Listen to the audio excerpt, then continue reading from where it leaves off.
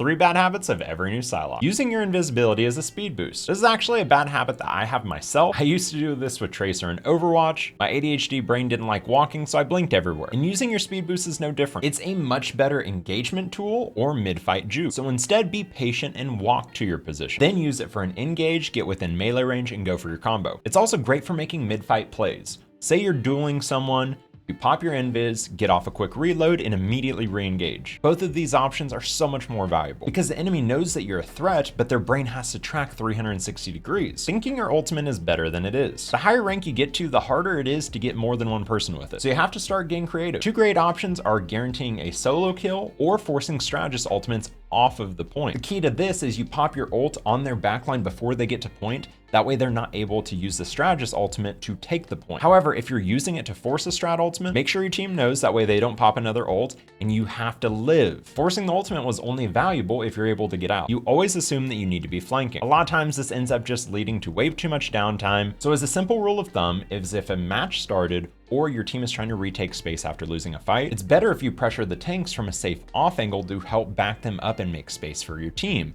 Then once your team has space, you can look for a backline play. If you just try to skip that process and go straight for the backline, your team is going to get suffocated, you're not going to gain any resources, and you're not going to go anywhere. On the other hand, if you won the most recent fight and you're defending the point or you're on defense, in that case, it's okay to set up on an off angle and look for a backline play once the team walks into your space. Honestly, positioning is probably one of the hardest things to coach on side, because sometimes there are situations where you actually do want to be more of a frontline presence. If you have, say, a Spider-Man, and it's just you and Spider-Man, well, your team's going to get walked if you don't have any pressure on the front line. So you might be shooting tank a little more often. But if you have a Punisher or a Phoenix, it's okay if you're on the back line a little bit more, trying to pick up and clean up plays that they may make from the pressure.